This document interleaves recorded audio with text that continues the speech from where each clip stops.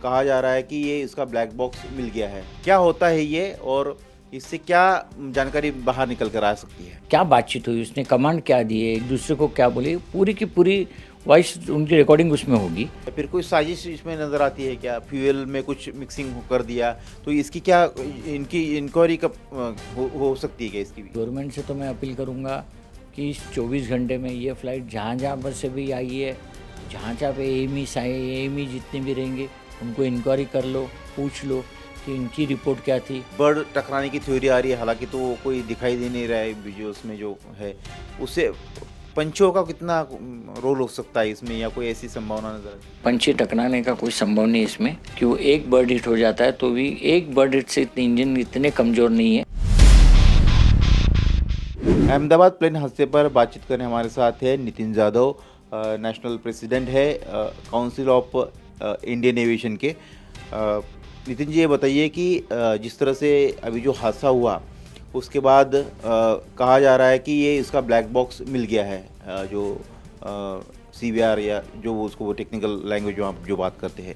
क्या होता है ये और इससे क्या जानकारी बाहर निकल कर आ सकती है? ब्लैक बॉक्स एक ऐसी चीज़ है जो फ्लाइट में आपका पूरा डाटा उसमें रहता है। दो टाइप के डाटा रहते हैं उसमें। एक CVR बोलते हैं उसको बोलते हैं कॉकपिट वॉइस रिकॉर्डर, कि लास्ट मोमेंट में कैप्टन, मेन कैप्टन और उसका असिस्टेंट कैप्टन दोनों में से को पायलट जिसको बोलते हैं और पायलट क्या बातचीत हुई, उसने कमांड क्या दिए, एक दूसरे को क्या बोले, पूरी की पूरी वॉइस उनकी रिकॉर्डिंग उसमें होगी, उसमें होगी, ब्लैक बॉक्स में होगी। और दूसरी होती है DFDR बोलते हैं उसको, डिजिटल फ्लाइट डाटा रिकॉर्डर बोलते हैं।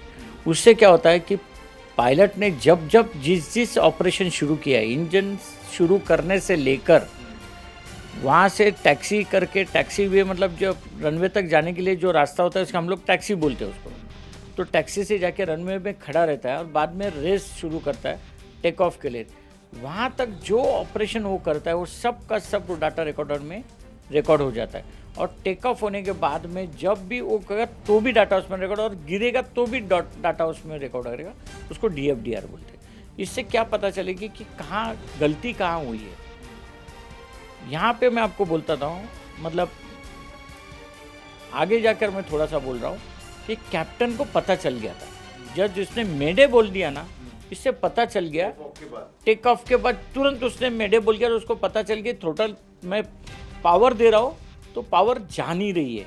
इसके लिए इसने क्या कर दिया कि अपने जो व्हील, जिसको आप बोलते हैं व्हील, हमें उसको लैंडिंग गियर बोलते हैं, तो लैंडिंग गियर इसने उठाया नहीं।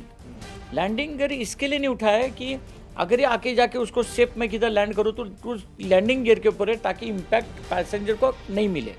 वो बेचारे ने वो किया, लेकिन उसके पास इस आपने देखा हो कि 40 सेकंड का पूरा खेल है, तो उसको बेचारे को थोड़ा समय भी मिल जाता था, थ्रोटल एक इंजन भी चालू रहता था, ठीक होता था। यहाँ पे दोनों इंजन उसको बंद मिले। ये बहुत बड़ा प्रश्न है, मैं आपको बताता एविएशन का इसमें, कि दोनों इंजन एक साथ कैसे बंद हो गए। क्या उसको फ्यूल मिला नहीं है? फ्यूल मिला नहीं तो मैकेनिकल प्रॉब्लम है, पंप बंद है, या इलेक्ट्रिकल का प्रॉब्लम है, बंद हो गया। क्यों ड्रीम लाइनर में पहली ये जो इलेक्ट्रॉनिक समस्या आई थी बहुत काफ़ी आई थी, कि लाइट बंद होना, कनेक्शन टूटना, विंड का क्रैक होना, बहुत सारी समस्या पहली आ चुकी है। तो क्या ये नई समस्या होगी कि इलेक्ट्रिक फेल से आपका करंट नहीं जाएगा तो वो भी ऑटोमेटिक कुछ नहीं चलेगा, तो फिर कैसे डिस्प्ले कैसे होगा उसको, या पता कैसे चलेगा? ये सब बातें पता चलेगी हमको DFDR से, ब्लैक बॉक्स से पता चलेगी। तो इसके लिए और अभी ब्लैक बॉक्स मिल गया है। ब्लैक बॉक्स भी इंडिया में भी खोलते हैं। अभी बोइंग का इतना बड़ा हादसा होता है, ड्रीम लाइनर वो लेके जाते हैं, सियाटल लेके जाते हैं, USA लेके जाते हैं। यहाँ पता होगा, वो तो हमारी गवर्नमेंट का वो डिसीजन होगा। यहाँ होगा तो 2-4 दिन के अंदर ही आपको हमें पता चल जाएगा कि प्रॉब्लम किधर है। सियाटल लेगा तो एक 10-15 दिन तो जाएंगे, उनका विश्लेषण ज़रा ज़्यादा डिटेल्स में होता है। फिर इसके बाद में जी ने भी इसमें एक्शन लिया है कि जी के इंजन का जनरल इलेक्ट्रिकल जो है वो इसको जनरल उनकी खुद के उनकी कंट्रोल रूम से उसको देखा जाता है कि इंजन चल रहा है कि नहीं। ये सबसे बड़ी बात आपको बोलता है, एक फ्लाइट उड़ रहा है, इंजन चल रहा है, लेकिन ऑब्जर्वेशन भी उनके वहाँ से होता है, तो उनका भी वो डाटा वो निकाल रहे कि हमारे इंजन में उस समय चल रहे थे तो ठीक है कि नहीं। तो इसी बेस पे मैं आपको अभी बताता हूँ, वो इंजन को उनको डाटा मिलता है, वहाँ पे मिलता है रिमोट कंट्रोल से, तो रिमोट चालू भी हो सकता है, बंद भी हो सकता है, कुछ भी हो सकता है। तो इस एक्सीडेंट से एविएशन इंडस्ट्री में बहुत सारे सवाल आ चुके हैं। क्या इजराइल का टेक्नोलॉजी इतनी ज़बरदस्त थी कि लेबनान के पेजर उन्होंने ब्लास्ट करवाए थे? तो यहाँ पे क्या रिमोट से क्या हुआ है पता नहीं, क्या स्विच हो गई, इंजन बंद कर सकते हैं? ऐसे बहुत सारे सवाल आएंगे, हमें पता चलेगा ब्लैक बॉक्स के ओपन होने के बाद में कि इंजन बंद हो चुका, पावर क्यों नहीं मिला। क्यों जनरल एक बर्ड हिट होता है, वो हाई लेवल पे होता है, थोड़ा सा लेवल पे होता है, ये तो 500 फुट पे भी नहीं गया था। और जब हमने जब पढ़ा है, जब इंजन चलता है वो मुर्गियाँ फेंकते हैं, उसमें 50-100 मुर्गी फेंकते हैं, फिर भी इंजन को कुछ नहीं होता है। टेस्ट लिया जाता है, तब हमने सुना ही है, देखा हुआ है, बहुत अच्छे से पता है। तो एक पंछी से लग हिट से तो कहीं होने वाला नहीं, और वो पंछी वगैरह कोई भी नहीं थे, कुछ भी नहीं थे। तो बर्ड हिट का तो आप बाजू में रख दीजिए, और बर्ड हिट होता तो एक साथ दोनों इंजन में नहीं होते। उन्होंने किसी इमारत पे जाकर टकरा सकता था, लेकिन वो कैजुअलिटी कम करने की कोशिश 100% यहाँ पे उसकी आप कोशिश करेंगे, देखेंगे कि उसने नोज ऊपर ही रखा और वो उठाने की कंटिन्यू कोशिश कर रहा था। तो उसको पता चल गया था, एक बार इसने 300 किलोमीटर का स्पीड पे आप टेक ऑफ ले रहे, उसको अगर ब्रेक लगाना तो ब्रेक लगा दिया तो सामने, लेकिन अपने पास रनवे नहीं है ना, तो बेचारा लगा सकते थे। तो एविएशन में इसके आगे का ये आ गया कि अभी हो सके तो रनवे का आपको, जैसे मुंबई का 3.5 किलोमीटर 4 किलोमीटर जो भी है, तो ये 5, 5.5, 6 किलोमीटर रनवे होगा ना, तो ये हादसा भी नहीं हो सकता। तो एयरपोर्ट इनको रिमोट में आप कर रहे हो, क्या कर रहे हो, तो थोड़ा रनवे भी आप दीजिए। तो यहाँ पे उसको पायलट को अगर उसी समय पता चल गया तो वो ब्रेक लगा कर सकते तो भी हादसा नहीं हो सकता था। तो ऊपर नहीं उठा, यहाँ पे उसके पास ऑप्शन ही नहीं है। ब्लैक बॉक्स ये अभी जो है वो अगर विदेश अमेरिका लेके गए तो फिर हमें 10-15 दिन का इंतजार करना पड़ सकता है, और भारत में अगर हो तो ये 2-4 दिन में रिपोर्ट आ सकती है। यस नहीं, ये मेरा खुद का ऐसा जजमेंट है कि इतने बड़े हादसा अमेरिका के ट्रम्प ने भी उन्हें दुख जताया है, वो पूरे वर्ल्ड के एविएशन ने अपने दुख जताया। तो ये शायद ड्रीम लाइनर ये खुद इसमें इंटरेस्ट ले रही है। बोइंग का उनका सर्वे तो आपने देखा हो कि बोइंग का ये 16, 17, 18 से शुरू हो गया है थोड़ा सा ड्रीम लाइनर, और उनका छोटा फ्लाइट जो है वो 737 है, उसको मैक्स बोलते हैं। तो उसमें भी काफ़ी समस्या आई थी, टेक्निकल प्रॉब्लम काफ़ी आए थे, तो वो चल ही रहा था, और उसमें ये ड्रीम लाइनर का फिर से आ गया है। तो वो सर्वाइवर तो उनके देखना सीरियस होना पड़ेगा उनको। Thank you. तो ये थे नितिन जाधव, जिन्होंने बताया कि अभी ब्लैक बॉक्स मिल गया है, और ब्लैक बॉक्स क्या होता है ये भी उन्होंने बताया। और अगर भारत में इसकी जांच की जाती है तो 2-4 दिन में इसकी रिपोर्ट आएगी, लेकिन अगर ये अमेरिका जांच के लिए भेजा जाता है तो फिर उसमें और कुछ दिनों का इंतज़ार करना पड़ सकता है। लेकिन ब्लैक बॉक्स में पूरा हादसा किस तरह से हुआ, क्या उसमें गलती थी, कहाँ खामियां रह गई, पूरी टेक्निकल जो जांच है वो सब इसमें सामने आएगी, और ये हादसा कैसा हुआ इसका भी इसको लेकर भी कई बड़ा खुलासा जो है वो इसकी रिपोर्ट से हो सकता है। क्या क्या संभावना आपको लगती है कि किस वजह से ये हादसा हुआ होगा? नहीं, इसमें मैं संभावना ही कह सकता हूँ, क्योंकि ब्लैक बॉक्स अभी मिला है तो 10 दिन या 8 दिन में जो भी निकल आएगा बाहर। लेकिन तो ये बहुत बड़ी बात है कि दोनों इंजन एक साथ कभी भी बंद हो नहीं सकते। फ्यूल की मैंने आपको बताया कि फ्यूल सप्लाई नहीं मिला है, तो इसमें इलेक्ट्रिकल या तो मैकेनिकल प्रॉब्लम, फ्यूल पकड़े तो फ्यूल में क्या मिक्सिंग हुआ है, घात पात की कुछ शंका है क्या, फ्यूल में मिक्सिंग करके कुछ हुआ है क्या, बहुत सारी संभावना। देखो होने के बाद में जो भी होता है तो हमने सभी पहलू से हमको जाना पड़ेगा कि ऐसा क्यों हुआ, एक पहलू पकड़ के नहीं जा सकता है। दूसरी बात है कि इंजन दोनों एक साथ बंद होना तो कैसे हो सकते हैं। ये हादसा के इंजन बंद दोनों फेल हुए, इसी वजह से हुआ है। क्यों, पावर नहीं मिला। सिंपल मैं आपको बताता हूँ, जो वो पावर दे रहा था उसको पावर नहीं मिला, इसलिए उसने तुरंत, क्यों ये सब जो हुआ है ये 40 सेकंड के अंदर हुआ है, तो उसमें 15, 20, 25 सेकंड में तो उसने बोल दिया कि मेडे बोल दिया है, या तो उसको उसी समय समझ गया कि ये पावर दिया और रनवे उसको मिला नहीं है तो उसको उड़ना ही है, उड़ जाके सेफ जगह कहीं पर भी लैंडिंग करना है, तो वो समय नहीं मिला उसको। तो इंजन फेलियर का एक सबसे बड़ा कारण है। दूसरा कि उस समय देखा होगा कि अपनी हीट बहुत थी, 45 डिग्री के अबाव हीट था, इंजन गर्म थे, और आपका जो फ्यूल है वो इंजन के ऊपर ही रहता है, विंग्स में रहते हैं, और एक सेंट्रल फ्यूल नीचे रहता है। जब ये गिर गया तो इंजन में गर्म है, ऊपर से फ्यूल है, तो 1 लाख लीटर ब्लास्ट होना लाजिम है। ये बहुत बड़ी चीज़ है वहाँ पे। कि उसमें लोड भी था, वो जब ले रहा था, लोड लेते लेते उसने जब ये किया था स्टॉल। एक कभी भी फ्लाइट आपने देखा उड़ते समय ज़्यादा ऐसे नहीं होती है, ये ऐसे करके उड़ती है, ऐसे करके कभी नहीं होगी कि पूरा वंजन अंदर बुरा पीछे चले जाएगा, तो कभी कितना भी पावर लगाओ कभी नहीं पावर। इंजन सिर्फ और सिर्फ फ्लाइट को आगे ढकलने के लिए होता है। और इंजन आपका जो फाइटर जेट जो होते हैं, लड़ाई वाले जो जेट होते हैं, उसमें सिर्फ 2 पायलट बैठते हैं और वजन हो जो भी, लेकिन वो हल्का होता है, कैसे भी घूमता है वगैरह, कैसे भी जाता है, क्यों ये इतना बड़ा कार्गो फ्लाइट, कमर्शियल फ्लाइट, इसलिए हम लोग बोलते हैं इसको कमर्शियल फ्लाइट। और वो आर्मी एयरफोर्स का अलग होते हैं वो। यहाँ पे संभावना यही है कि फ्यूल पंप का मैंने बोला, इलेक्ट्रिकल का हुआ, इसके इलेक्ट्रिकल बंद हुए क्या, कि इसमें इलेक्ट्रॉनिक्स प्रॉब्लम पहले भी हो चुका है। तो इधर ऐसे तो नहीं है कि जो फ्यूल के टाइम पे फ्यूल भी था लेकिन फिर इसका इलेक्ट्रिकल भी फेल हो गया है, ये भी संभावना हो सकती है अभी। और कुछ मैंने ऐसा कुछ सुना था, ऐसा मेरे ख्याल से कुछ आतंकवादी या कोई कुछ बाहर के देशों के, उन्होंने बोला था कि एयर इंडिया में फ्लाई नहीं करना है, एयर इंडिया में नवंबर तक, ऐसा कुछ सुनाई दिया था। इसमें मैं कंफर्म नहीं बोल सकता हूँ, क्या ये भी संभावना है क्या? ऐसी बहुत सारी संभावना यहाँ पे होती है। एलिवेटर को लेकर पिछला ऐसा ओवरलोडिंग और एलिवेटर खुले नहीं, इसका एलिवेटर्स का तो ब्लैक बॉक्स में आपको सब पता चलेगा, इसके बाद में भी ज़्यादा तो नहीं मैं बोल सकता हूँ।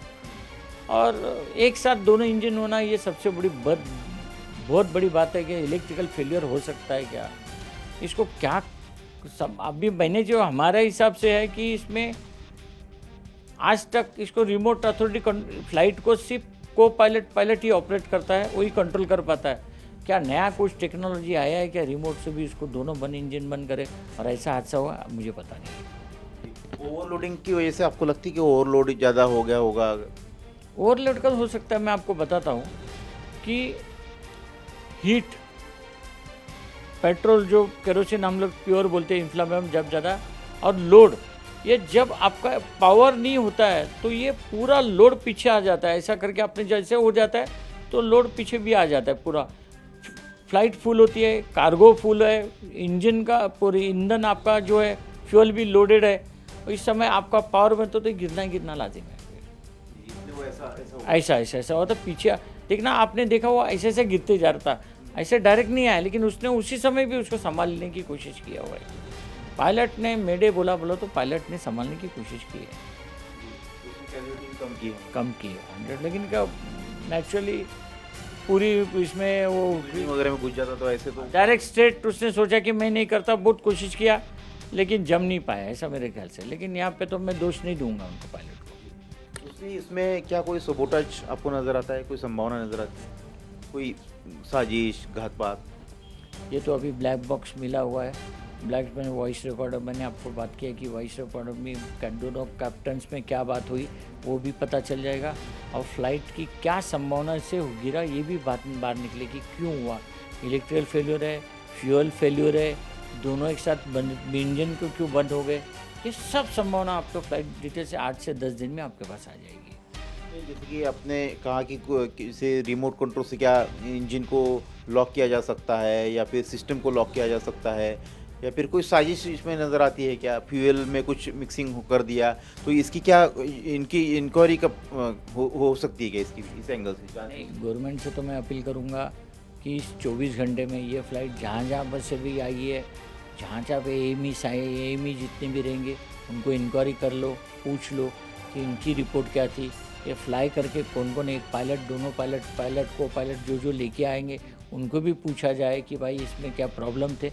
ये देखो, जब इतना बड़ा हादसा हुआ है तो हर चीज़ की जानकारी होनी चाहिए, हर चीज़ की इंक्वायरी होनी चाहिए कि ये क्यों हुआ, ताकि ये आगे चलकर आगे दूसरे के साथ फ्लाइट में होना नहीं है। इसमें मैं अहमियत दे रहा हूँ पैसेंजर की सुरक्षा, कि मैं सबसे पहला इसमें फिर जिस चीज़ को आपको फ्यूल में आ रहा है, फ्यूल जिसने भरा है उसमें फ्यूल में भी आप चेक करो कि भाई फ्यूल में है प्रॉब्लम है, इलेक्ट्रिसिटी प्रॉब्लम है, रिमोट के बंद हो रहा है, जितनी संभावना है उसके लिए करना चाहिए गवर्नमेंट ने, और ताकि हादसा ऐसा नहीं हो फिर से। रिमोट से एक मेरा सवाल था, ये रिमोट से कंट्रोल हो सकता है? सर ये बहुत बड़ी बात आपने जो अभी बोली है, जब से इजराइल ने लेबनान के सब पेजर उड़ा डाले थे, क्या इन्होंने ये पहला हादसा भी हो सकता है क्या? रिमोट से सब आप बंद कर सकते हैं? मुझे पता नहीं है ये सब। इंजन तो रिमोट से बंद हो सकते हैं कि नहीं हो सकते? नहीं, इंजन फ्लाइट चलाना सिर्फ और सिर्फ पायलट और को पायलट के हाथ में है। उनकी जो वायरलेस सिस्टम जो होती है, जो एटीसी के साथ करते हैं और जीपीएस सिस्टम के साथ करते हैं, उतना ही है उनका।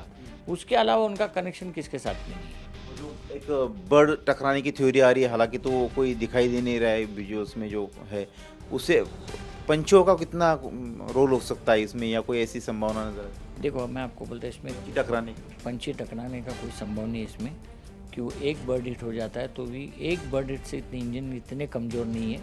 जब इसके इंजन जब चेक किए जाते हैं, जी इंजन जो बनाने जाते हैं, फ्रांस में बनते हैं इसके, तो वो ऐसे 50 मुर्गी डाल के देखते हैं, ऐसा मुर्गियाँ फेंकते रहते हैं और टेस्टिंग इसका चलता है।